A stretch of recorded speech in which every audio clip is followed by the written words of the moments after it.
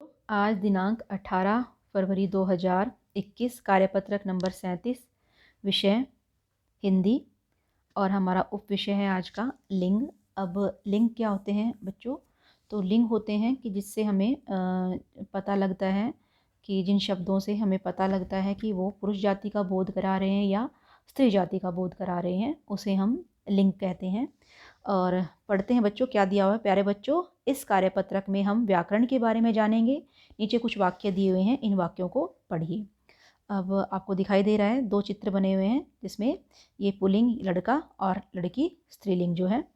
अब ये देखो, हम पढ़ते हैं कि लड़का दौड़ता है, लड़की दौड़ती है। दादाजी अखबार पढ़ रहे हैं, दादी जी अखबार पढ़ रही हैं। अध्यापक पढ़ाता है, अध्यापिका पढ़ाती है। छात्र लिख रहा है, छात्रा लिख रही है। तो आपको क्या फ़र्क नज़र आया इसमें कि ये लड़का लड़की, दादाजी दादी जी, अध्यापक अध्यापिका, छात्र छात्रा।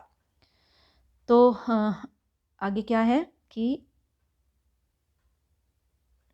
ऊपर लिखे वाक्यों में रेखांकित शब्द लड़का, दादाजी, अध्यापक, छात्र पुरुष जाति का बोध कराते हैं तथा लड़की, दादी जी, अध्यापिका और छात्रा जो है वो स्त्री जाति का बोध कराते हैं।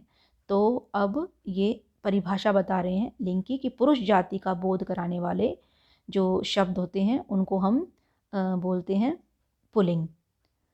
पुरुष जाति का बोध कराने वाले, एक बार फिर से ये देख लेते हैं।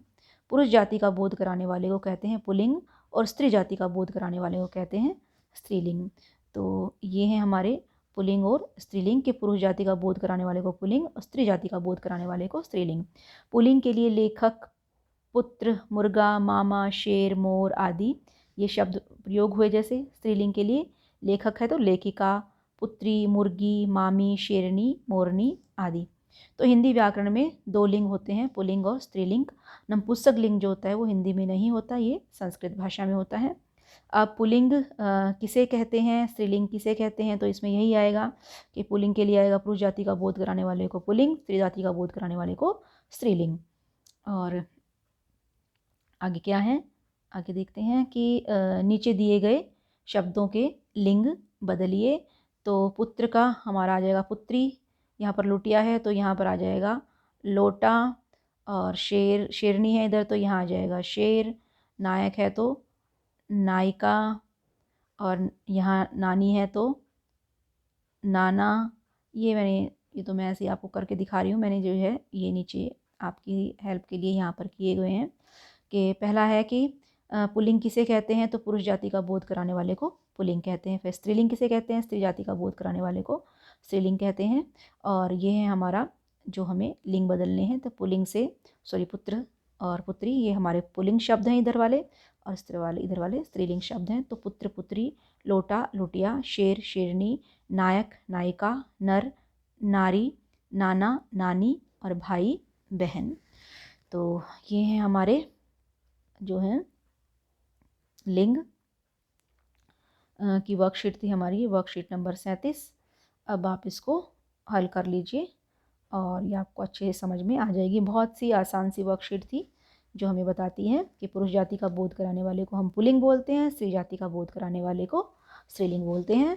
और देखो इसमें क्रिया भी लिंग के अनुसार बदल रही है, क्योंकि ये विकारी सब शब्दों के अंदर आते हैं कि भाई लड़का दौड़ता है और लड़की दौड़ती है। हम इसमें देखो ये चीज़ भी सीख सकते हैं आप, इससे जो है एक और चीज़ सीख सकते हो। ये मिटाने की कोशिश कर रही हूँ मैं, ये मिट जाएगा। तो देखो अब मैं आपको इसमें इस वर्कशीट में एक और चीज़ बता देती हूँ कि जो हमारी क्रिया होती है वो भी देखो, लड़का पुल्लिंग है, लड़का दौड़ता है, ठीक है, और लड़की दौड़ती है। देखो ये हमारी क्रिया जो है दौड़ना, दौड़ता है, दौड़ती है। तो क्रिया भी हमारी लिंग के अनुसार बदल रही है। दादाजी अखबार पढ़ रहे हैं और दादी जी अखबार पढ़ रही हैं। अध्यापक पढ़ाता है, अध्यापिका पढ़ाती है। छात्र लिख रहा है, छात्रा लिख रही है। तो देखो जब हम जो है इस शब्द का मतलब लड़का से लड़की, जब इसका लिंग बदलते हैं, ये पुल्लिंग था स्त्रीलिंग था, तो हमारी क्रिया भी जो है वो लिंग अपना बदल लेती है। दौड़ता देखो यहाँ दौड़ता है, ये दौड़ती, पढ़ रहे हैं, पढ़ रही हैं, पढ़ाता है, पढ़ाती है, रहा है, रही है। तो जैसे जैसे हमारा लिंग के अनुसार जो है ये क्रिया भी हमारी बदल जाती है। तो इस तरह के आपको वाक्य भी आ सकते हैं पेपर में बनाने। तो ये थी हमारी वर्कशीट लिंग के बारे में। अब आपको समझ में आ गई होगी, अब इसको हल कर लीजिए। धन्यवाद।